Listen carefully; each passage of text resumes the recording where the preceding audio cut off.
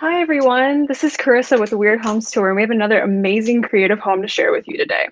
If you like what we have to show you, you should subscribe to our channel and make sure you leave a comment telling us what you think and like our video.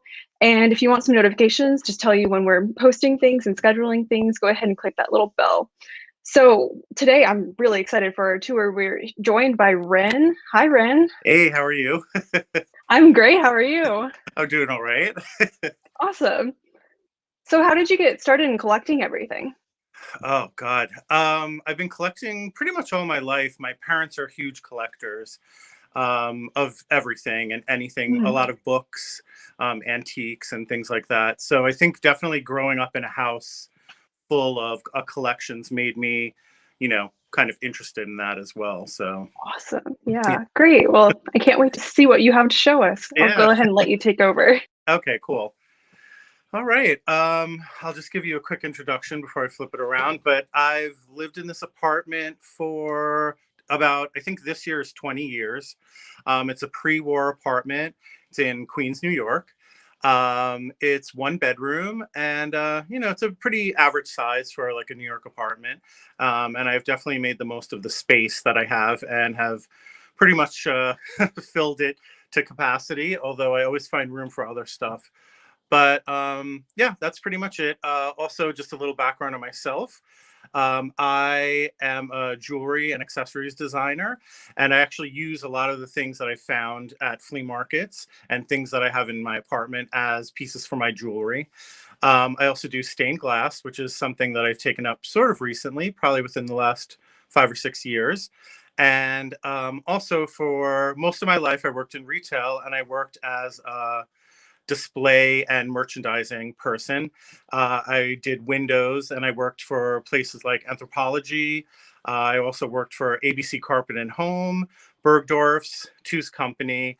And so I think that's also where my love for like merchandising and displaying antiques and artifacts and found objects has come from also. So yeah, and I think that's also influenced the way I show things and the way I display them. It has a very kind of merchandised feel to it. So yeah, so I think that's a little bit of the background of me and of the place. So yeah, I'm gonna probably turn the camera around and show you. I thought we'd start out in my little, what I like to call, foyer when you walk in. And usually when you walk in, people like to have a little moment of rest before you enter the apartment. But for me, it's like I have a lot of stuff. So I'll show you. You kind of know what you're gonna get from the apartment the minute you walk in. So let me just turn the camera around for you guys. Whoops, sorry. Let me go. Sorry about that. There we go. Technology. All right. So here's when you first walk into my apartment, this is the first thing you see. So I just did this kind of recently. It's kind of like a tower of dolls. I love creepy dolls of all kind. So this is like the first thing you see when you enter the apartment. And a lot of these are found, and some of them are made. These two in the front, these three in the front, are made from a friend of mine. Her company name was Angel Devil, and she used to sell stuff in the East Village, and I collected a lot of her pieces. And yeah, they kind of pretty much reach up to the ceiling here. And then right next to it, I have this amazing piece by an artist I love, Camille Rose Garcia. I've been a big fan of hers for a long time, and I bought this piece quite a while ago, and it's been up here for about as long as I've had it, and I really love it. And right here, this is the entry to my kitchen. It never had a door, but a friend of mine, Val, gave me this door. It was her parents' door from their first house that they lived in. And when I first started thinking about doing stained glass, I had the idea of making a doorway so that when I walked into the apartment, that the first thing I saw wasn't all the pieces that I was working on and all the mess that I make. So I decided to make a doorway, but I wanted something that still let the light in because the hallway can get kind of dark. So I asked my mom. My mom is the one who knows how to do stained glass, and she showed me how to do the glass. And this was kind of like the first piece I made that was the genesis of me then, you know, creating stained glass as part of what I do. And then over here, have some more dolls, some paintings and photographs. I have a photo of my Aunt Marion, who passed away in 9/11. So I have a little memorial to her at the door, and I think about her whenever I come home and whenever I leave. And down here, I have a photograph of my parents, and same thing. I'm very close with my parents, and so I like to have this reminder of them when I come in and out of the house. So here's the doorway. This is a fun little, the first time I went to Brimfield, sorry, my friend Courtney found this for me, and I thought it was very appropriate for my apartment. So even though it is dark, my place is also filled with a lot of fun and humor too. So and then there's some things. One of my favorite things over here actually is, it's a little hard to see with the reflection, but this tarantula was my childhood pet. Her name was Arachne. My parents got her for me when I was probably in like 4th or 5th grade, and she lived probably all the way through till college. Most tarantulas can live up to about, 30, 35 years, and she lived almost that long. So I mounted her myself, not very well, unfortunately. I wish I would have known the things I knew now that I knew then, because I would have mounted her better, had her mounted, but I'm glad I got to keep her. So yes, she's in there. And here I have a few pieces of clothing. I studied fashion design at FIT, and I love clothing and how clothing is made. And especially this piece, I wanted to hang inside out so that you can see how the jacket was made. Because especially back then, Victorian times, anytime before then, the inside of the clothing is almost as beautiful and beautifully done as the outside, sometimes even more so. And just to see all the work that went into it. So I wanted to kind of show that one inside out. And then it's just another little display I made. I love a lot of natural things. So there's a wasp's nest that I found, and some deer antlers, real and fake. This is also a apothecary jar that I filled with bones from one of my favorite places, which is Dead Horse Bay, which is a place in Brooklyn that got its name because it used to be a glue factory, and they would throw the bones from the horses into the bay, thus Dead Horse Bay. And then it became also a dump. And so when you go there, all these treasures kind of, as the ocean washes ashore, a lot of treasures are exposed by the tide. And so I got a bunch of these bones. There's a few rocks in there and a little crab leg. So that's one of my favorite places to go. So I love that place. So I had a little reminder of it. This is just a small portion of my book collection. Here I keep a lot of inspiring books by people that I'm inspired by, like Boy George, Grace Jones, Isabella Blow, Lee Bowery, different people that inspire me. So this bookshelf is like specifically for biographies of people that I'm a really big fan of. So yeah. So yeah, this is basically the little foyer area. There's a lot of stuff in there. There's a few things over here too, but I thought maybe we could go. Should I go into the living room next?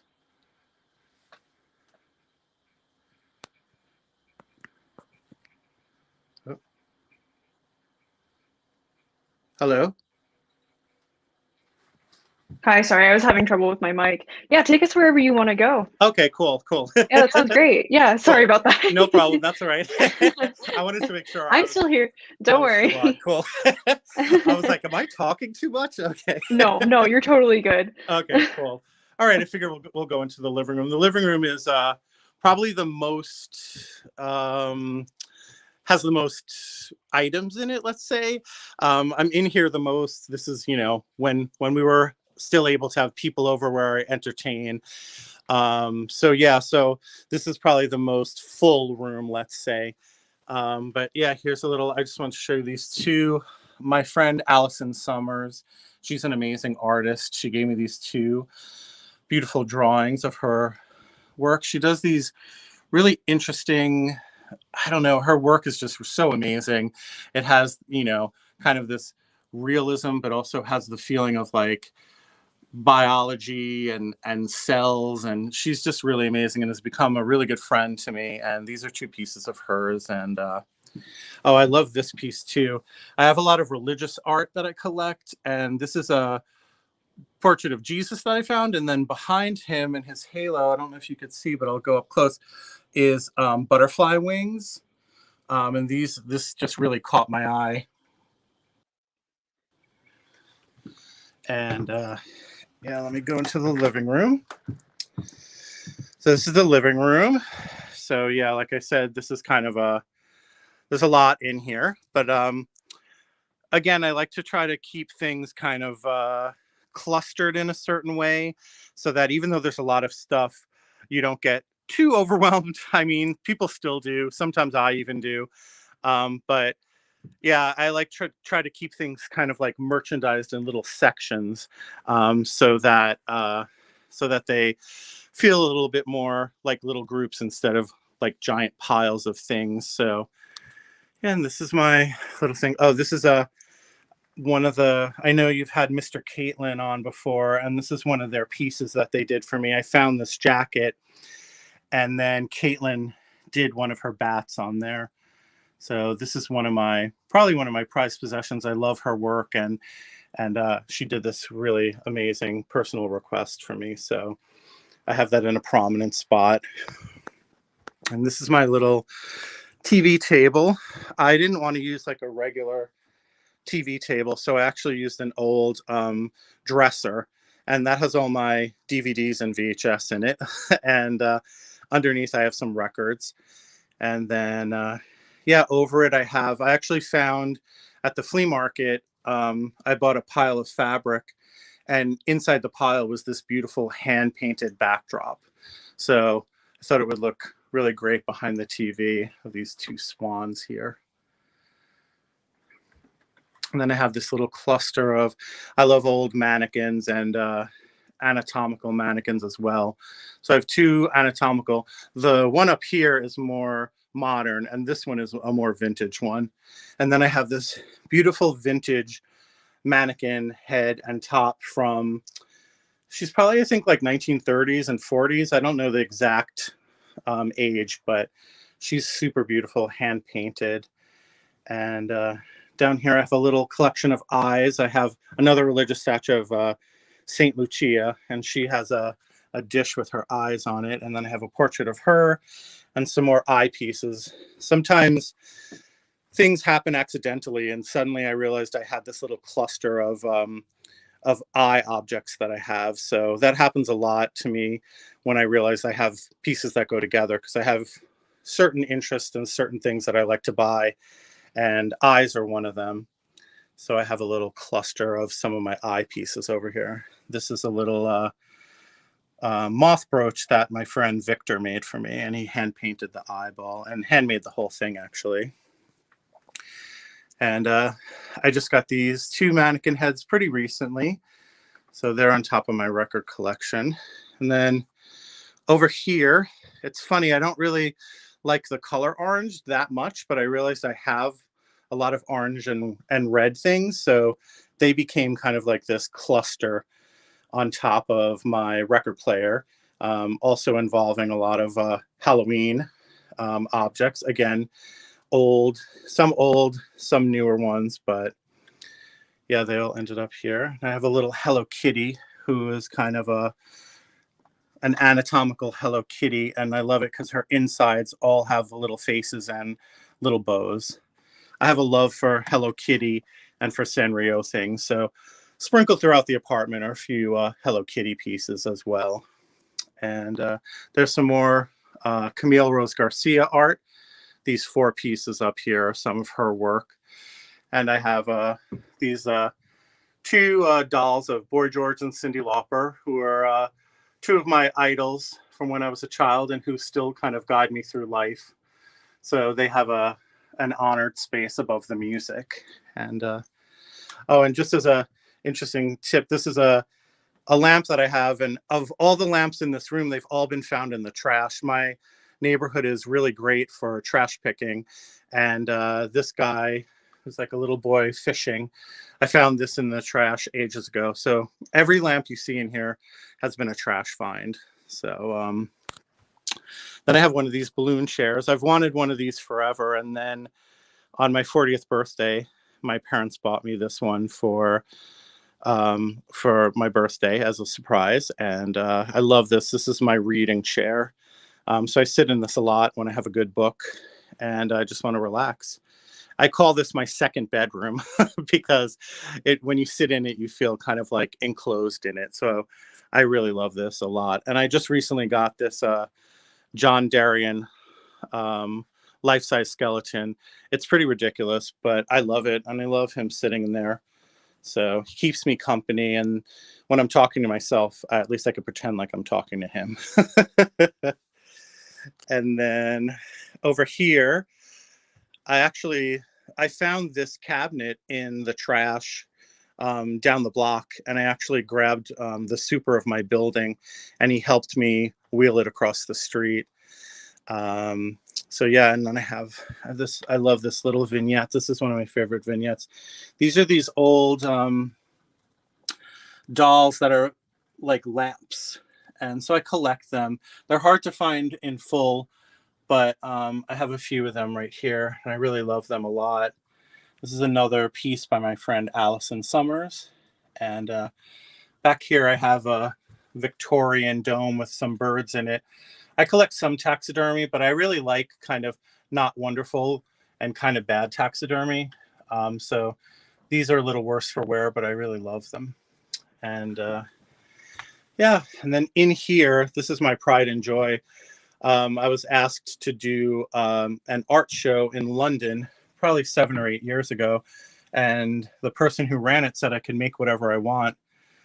So I made this gas mask out of old corsets. It just felt like something I wanted to make. It's called Never the Bride, and I actually did it a dedication to my aunt a year after she passed away, and so it has a lot of meaning to me. And it's been captured by many different people in many different forms, but I like to have it. People always want to purchase it, but it's really my pride and joy. So I keep her in there. She's in the little display case. And then you can look up here, this husband and wife group from Belgium called Mothmeister. They took a portrait of it, which I love. And it's going to be in their upcoming book that comes out in March.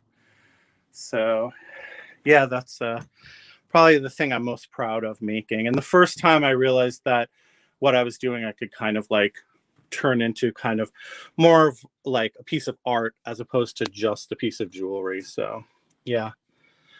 And then it's a nice little vignette up here, some more dolls. And see, this is another piece of taxidermy. This is Ouch. I got him the same day I got the little Red Cross band. So my friend said I should name him Ouch. So that's his name. And yeah, he's not the best taxidermy, but again, I really love him. I love things that are a little more falling apart or ravaged by time. So to me, he's extra special than something that's like perfect. And yeah. Oh, and here's something a little fun. If you peek behind here, there's some collage work. This was from a collage from my bathroom from my house when I was in high school. And one night, my friends and I just stayed up and we collaged the bathroom. So I have it in the background there and the background there. And I actually was able to take the pieces off the wall and bring them with me when I moved away. So those have stayed up. And here's another section. I really love this. This is a lot of my domes and hands. There's some crosses thrown in. But again, I like to do kind of little clusters of things. So here's like a big dome section I did. I made this. This is of pieces I found at Dead Horse Bay, including the horseshoe crab sheds. I love horseshoe crabs. They're one of my favorite animals. I have a tattoo on my arm. So I made this little dome in dedication to Dead Horse Bay. And I made this dome also. It has a wasp nest in it, paper wasp nest. And if you look really close, there's a mummified bird skeleton in there. So yeah, this is another piece I made. And then this back wall too, it has a lot of silhouettes. I like collecting silhouettes. And again, I like kind of putting things in little clusters. So this is kind of like my little silhouette wall. And once again, this little milkmaid lamp, I found her in the trash near my house. So she became part of my little cluster of found lamps. And this wall, this is my wall of books. I just recently, where the light is, I just recently added that piece. For a while, it was just 3, but I have a voracious appetite for books. So I had to add another bookshelf. Both of my parents are huge readers, as are me and my brother. And my mom is a children's librarian.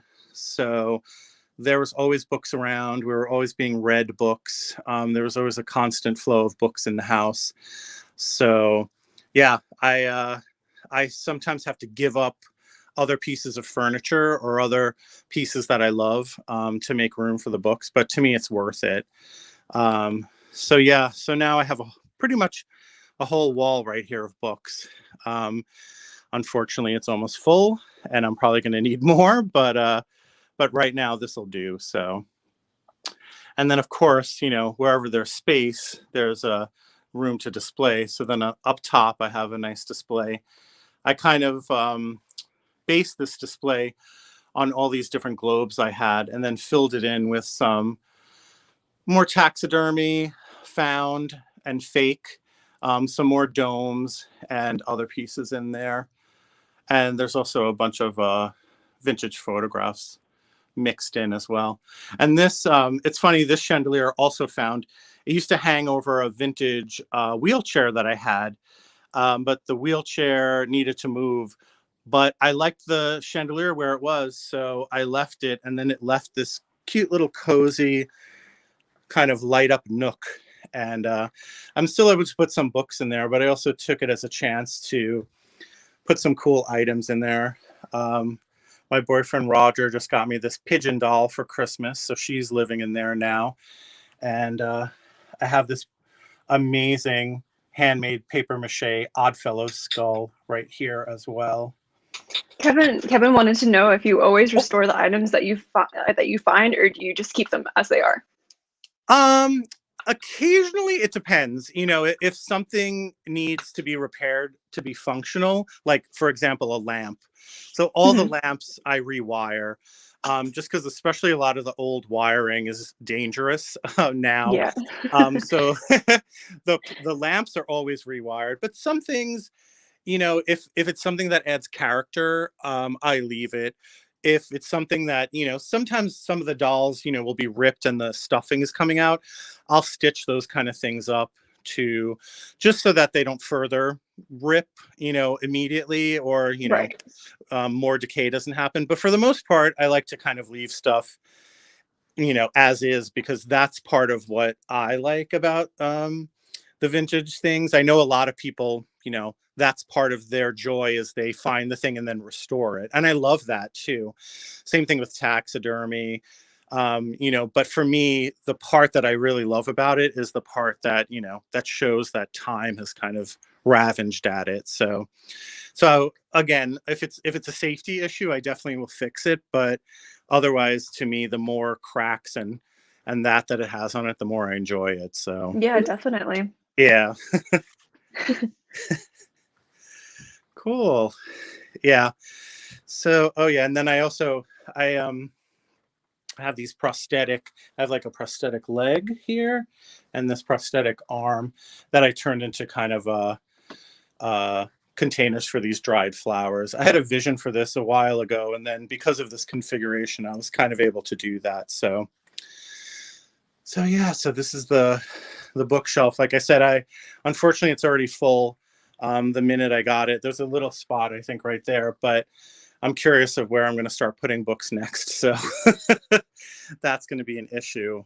But oh, I just have a quick funny story. So I have this grandfather clock here, and a few years ago, I was sitting in my living room and I was thinking about getting a grandfather clock, and I was searching and I was searching, and probably months went on and I couldn't find a good one. And one day I was walking into the kitchen and I kind of stumbled and I fell to the side and my elbow hit this, and I looked over and I was like, oh, I already have a grandfather clock. So yeah, sometimes I have a lot of stuff and I forget what I have. So the grandfather clock was one of those moments. So luckily I didn't buy another one because I definitely don't have room for another one. So, but yeah, so that was my living room. And yeah, I thought maybe I'll take you into the bedroom next. Sure, Here. that sounds good. We still have about 4 more minutes. Oh, okay, cool. Yeah.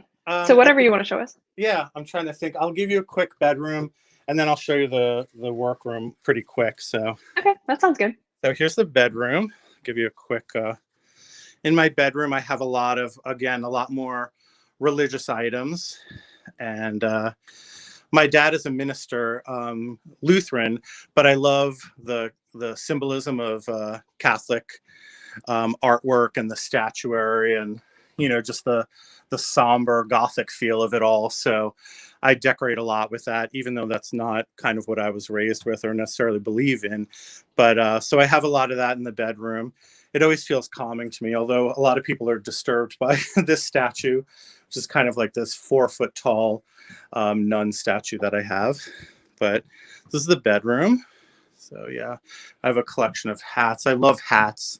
So there's tons of hats everywhere. And then this is the big, all the statues that I have on top of my dresser. So yeah, so this is the bedroom. Like I said, I'll do a little quick view in here because I definitely wanted to show you my workroom in the kitchen. That's the bedroom right there. And I'll bring you to the kitchen. So through the stained glass doors, I just recently kind of redid the kitchen. I had this kind of off yellow, and then I painted a lot of the cabinet fronts black because I just wanted to make it look a little bit different. And I also got this new work table. So this is the work table where I do most of the work on my jewelry and accessories and all of that. It's just a pretty typical work table. And I just did this. I've been doing these for display in a few places. These spider webs made out of twine. So I did one over the work table because I'm also obsessed with spiders. And also put up these cork boards, some inspiration over here. I have my sewing machine. And then back in here, I thought this was an interesting thing. This was like a little, like a little room, little storage closet. So I have it actually, this is my, where I keep all of the jewelry that's finished. Just before everything happened, I had a fashion show in Philadelphia at my friend Jess's space. She does blood milk jewelry, and I have a ton of stuff from the fashion show in here. So it's pretty full right now. Plus I haven't been able to do any sales and everything lately. So yeah, so I had this weird, I guess it was like a weird little pantry. And luckily I was able to use it for my jewelry. So there's a little peek of all my work. So it's a nice place to kind of store everything once I'm done with it. It's very tiny. It's hard to get into, but perfect space for all my work once it's finished. So yeah. So yeah, this is my workspace. It's usually a little bit messier than this, but like I said, I've been more working on rearranging the space lately and getting new, like this cabinet is new, and kind of finding the best way to work in here because, living in New York, I don't have an extra room, but I have a big kitchen. So I figured why not use the kitchen as a workspace?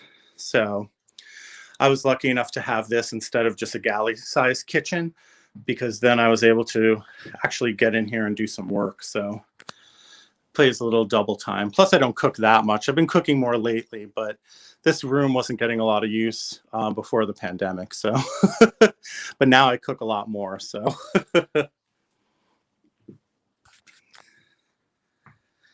That's amazing. Yeah. Thank you so much for showing us everything. Oh, no problem. Thank you. Yeah. And so people can find you on Instagram, right? Yes. On Instagram, it's PUREVILE, PUREVILE. And that's on Instagram. I don't have anything right now. Whoop. I'm not on I don't have an Etsy anymore right now, but yeah, Instagram is the best way, or Facebook, or that. And But you have a website too, right?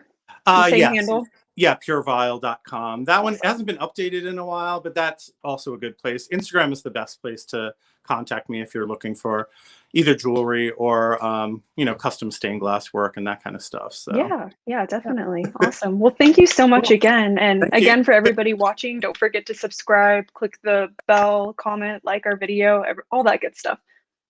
Cool. Thank you so much. Yeah. This was a lot of fun. Yeah, of course. Thank you for joining us again. I had a great time looking at your apartment. Oh, no problem. Thank you. All right. Well, thank you. Bye. Bye.